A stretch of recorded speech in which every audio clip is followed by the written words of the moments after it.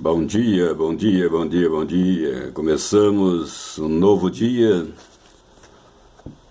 e as nossas expectativas se voltam para a esperança de que tudo isso possa passar.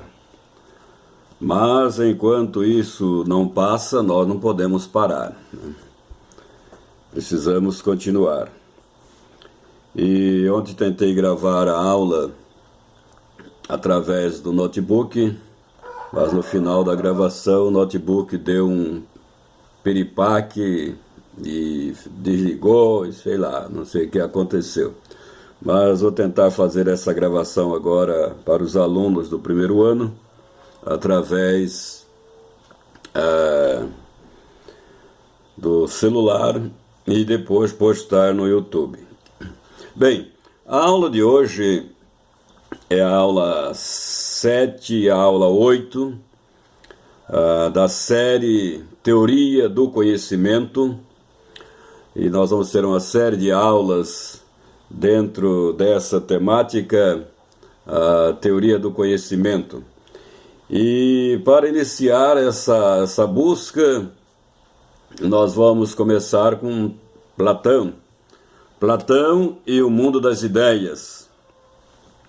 Platão foi um dos discípulos mais destacados de Sócrates, o conhecido como o pai da filosofia. Na realidade, o nome de Platão não era Platão, mas era Aristócles de Atenas, porque ele foi apelidado de Platão por ser uma pessoa muito forte, de peitos largos, e é o que hoje as meninas o chamariam de saradão, né? Muito forte. E por isso ele foi apelidado de Platão. Mas ele foi um dos discípulos mais dedicados de Sócrates e ele se encarregou de transmitir as ideias do seu amado mestre, né?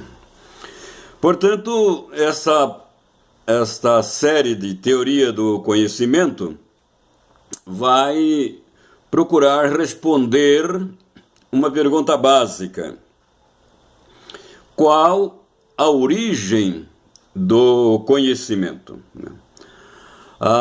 Na história da filosofia, diversos pensadores tentaram desenvolver uma teoria eficaz do conhecimento, buscando indicar a fonte de um conhecimento verdadeiro e as condições em que é possível estabelecer a fonte, a origem de um conhecimento verdadeiro.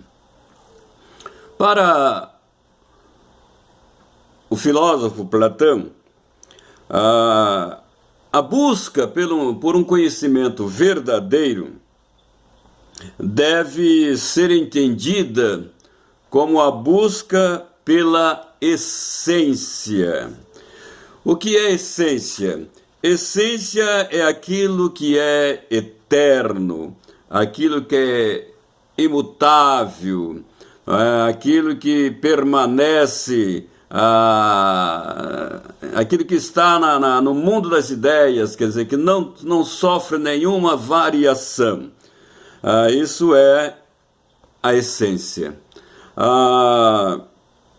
E esse pensamento, pela busca da essência, teve um alcance muito grande no Ocidente.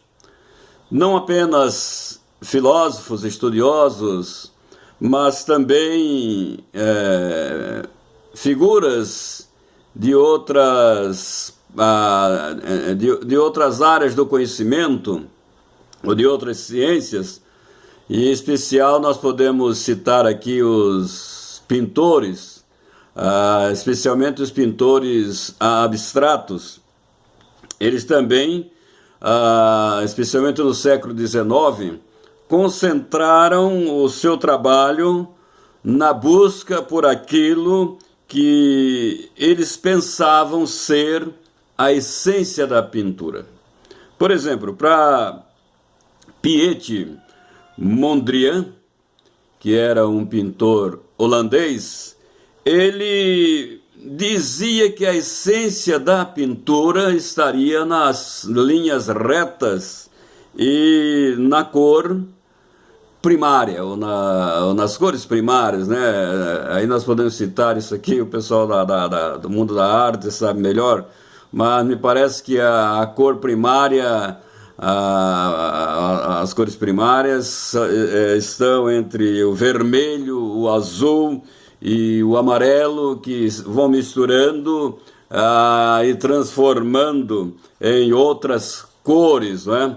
Então, para alguns pintores abstratos, a essência da pintura estaria voltada nas linhas retas. Bem, mas voltando a Sócrates e Platão, é preciso destacar a importância do pensamento socrático, né? Os primeiros escritos de Platão, a princípio, procurou dar uma resposta àquilo que ele chamava da injusta condenação de Platão, do seu mestre Platão. Ele não aceitava de forma alguma a forma com que o seu mestre foi condenado à morte, né? Sabe-se que as acusações se fundamentaram em calúnia. Mileto levantou uma calúnia contra Sócrates e outros da filosofia sofistas também. E começaram a acusar Sócrates de que Sócrates estava corrompendo a juventude. Na realidade, ele não corrompia a juventude, ele ensinava a juventude, ele estava querendo dar uma formação para a juventude de Atenas, né? E ele até costumava dizer que os atenienses eram como uma mula e ele como um mosquitozinho que mordia as ancas dessa mula para fazê-la movimentar. Portanto, ele se defendia dizendo que ele não corrompia a juventude. E ele perguntava o que é corromper a juventude, e muitos não sabiam responder.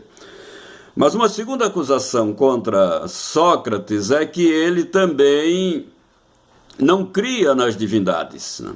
Ele era um ateu. Ele também se defende desta acusação dizendo que não, ele não era um ateu.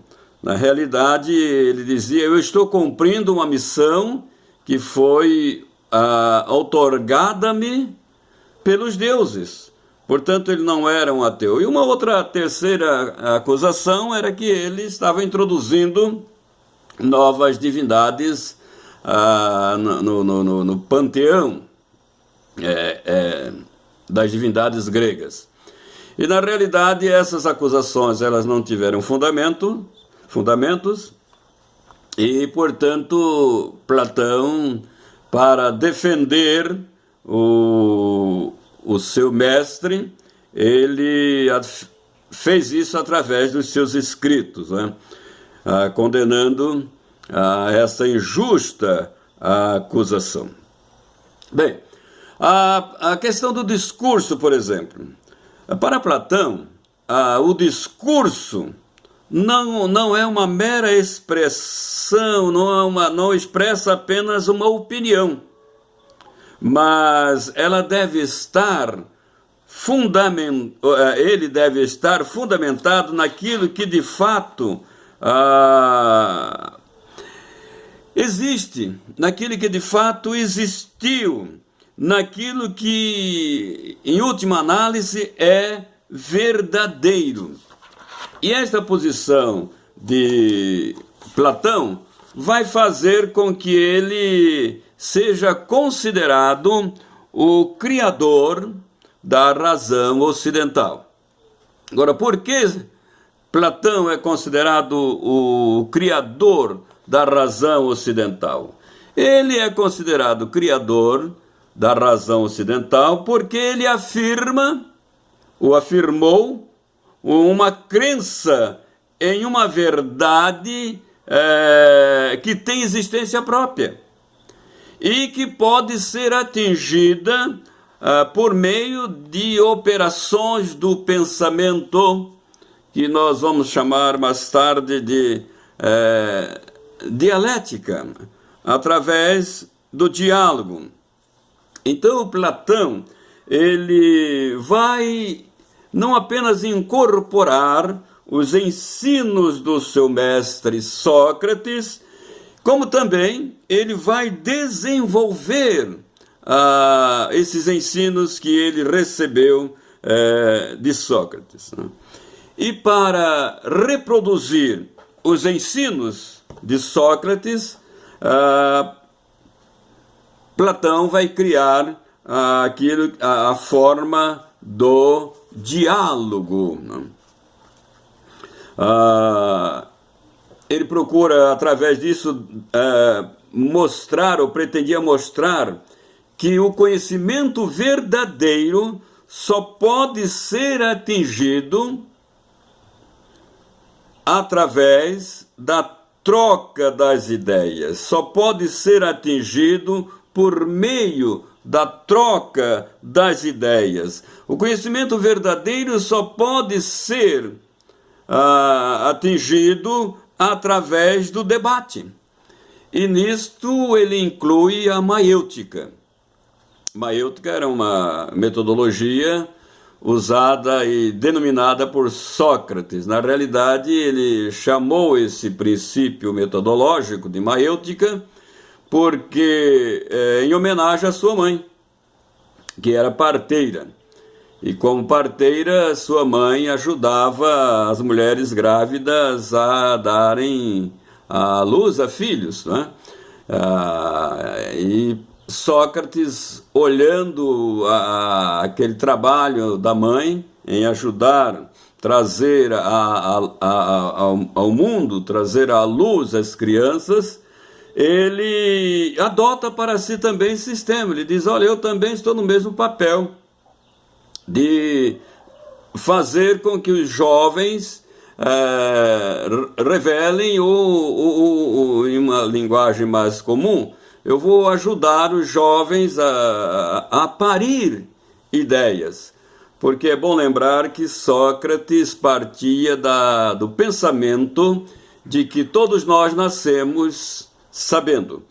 Porque habitávamos o mundo antes da nossa encarnação, nós habitávamos o mundo que ele chama de mundo das ideias, onde tudo é perfeito, onde tudo é imutável, onde tudo é eterno.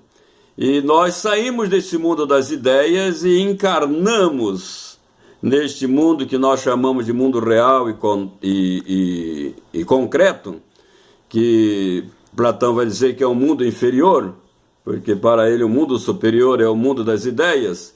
Então, desse princípio, ao encarnar, nós já trazemos todo o conhecimento, toda a sabedoria.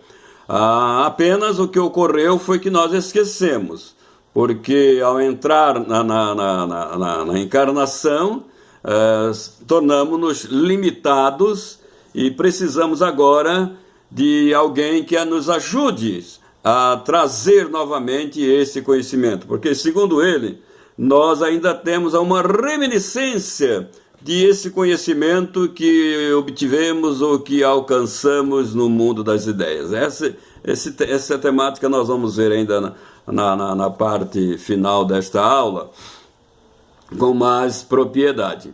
Então, dentro desse princípio, ele vai dizer, eu vou apenas ensinar esses jovens a tirar deles aquilo que eles já têm. E diz uma lenda que Platão conseguiu fazer com que um escravo que nunca tinha ido à escola, que nunca foi alfabetizado, e que esse escravo resolvesse uma questão de álgebra, simplesmente através do diálogo, simplesmente através da troca de ideias. Platão levou ele a revelar, a fazer uma operação de álgebra. Uma outra metodologia do Sócrates era através da ironia.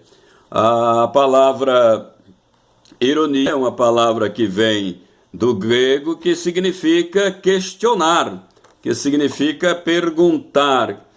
Então ele usava esse processo da ironia, né? Que era fazer interrogações, né?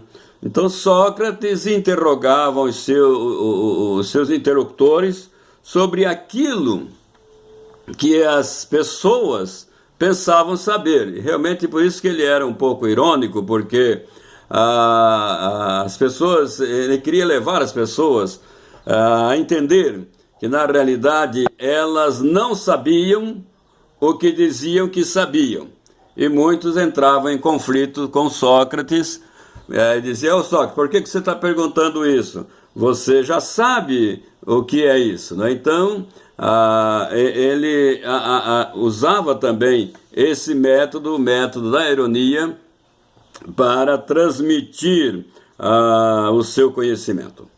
Bom, o Platão escreveu uma obra que nós conhecemos como a República. Eu tinha uma cópia essa obra aqui.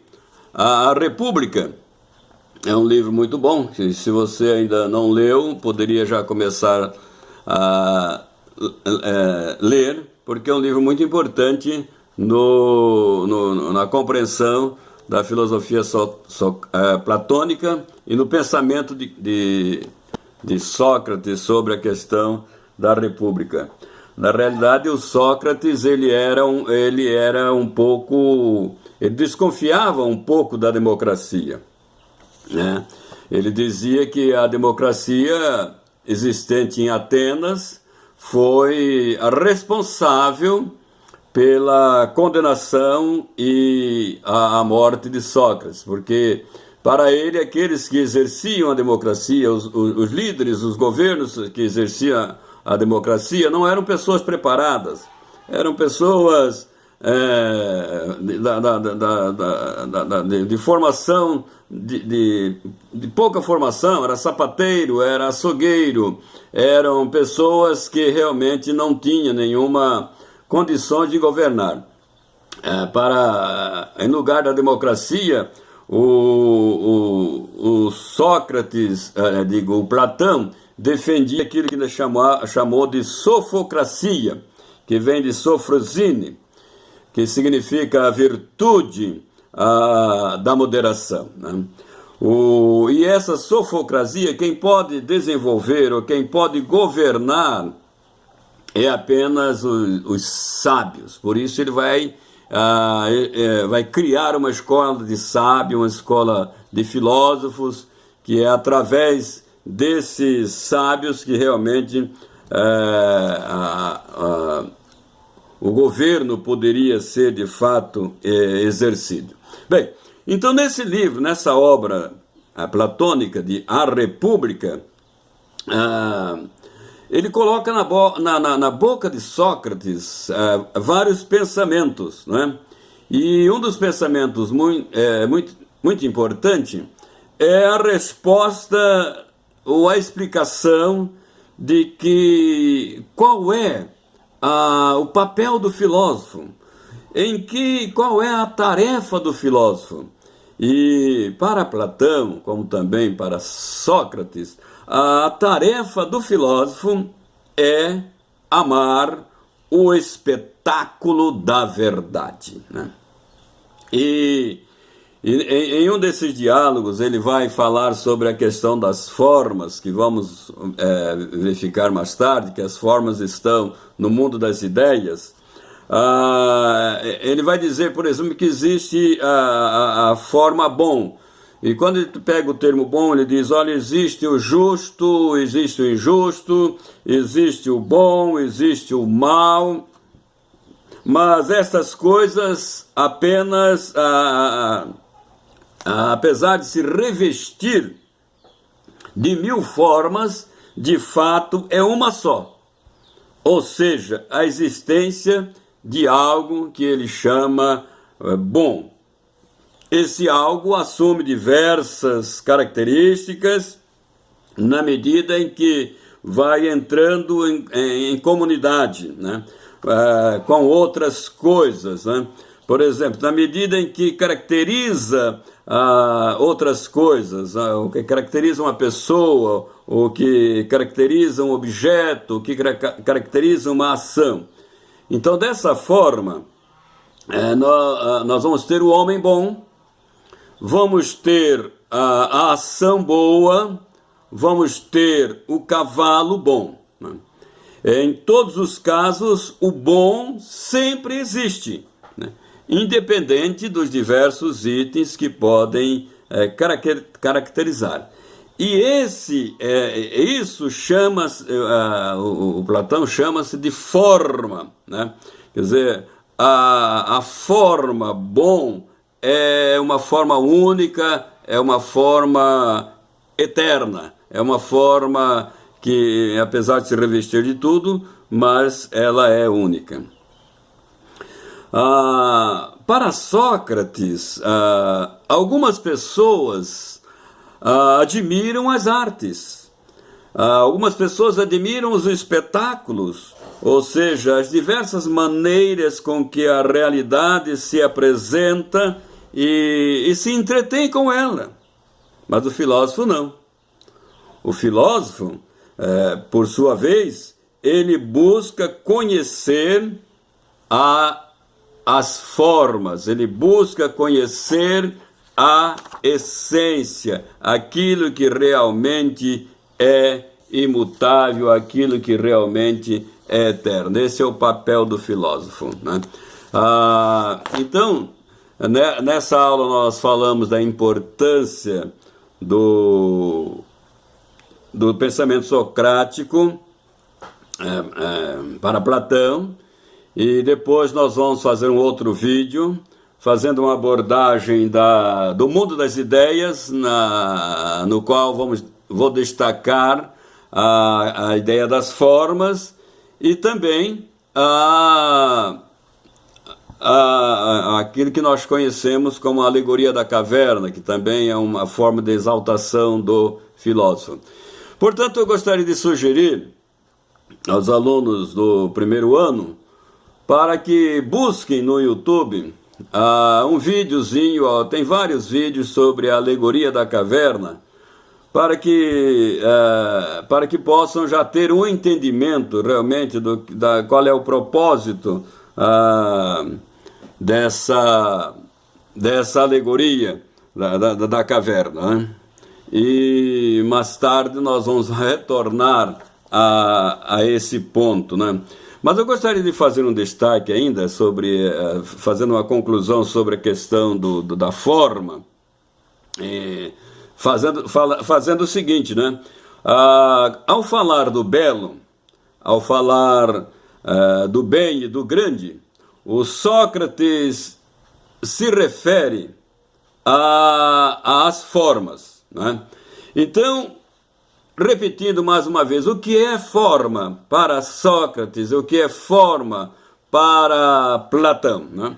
A forma, no pensamento platônico e as suas características, é a essência imutável das coisas, né?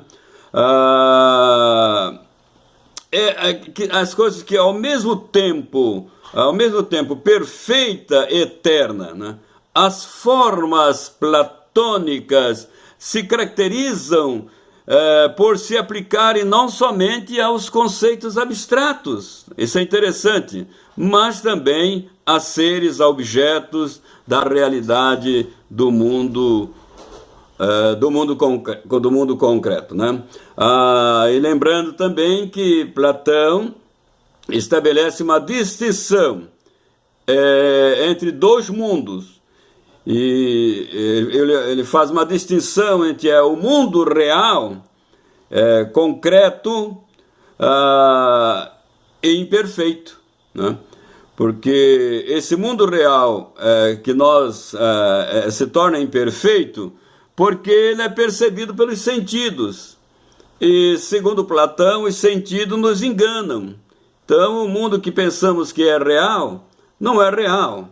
A rosa que nós pensamos que é rosa é uma rosa imperfeita, porque ela está muito diferente da rosa que está no mundo das ideias.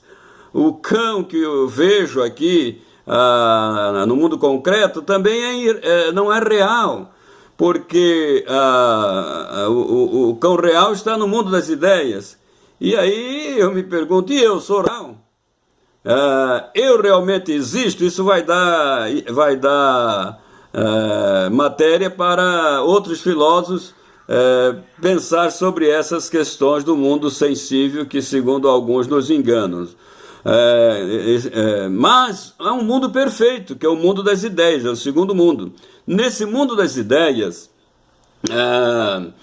esse mundo das ideias contém as formas imutáveis, e essas formas, essas formas imutáveis e perfeitas, pode ser alcançado através do pensamento. Essa é a ideia platônica.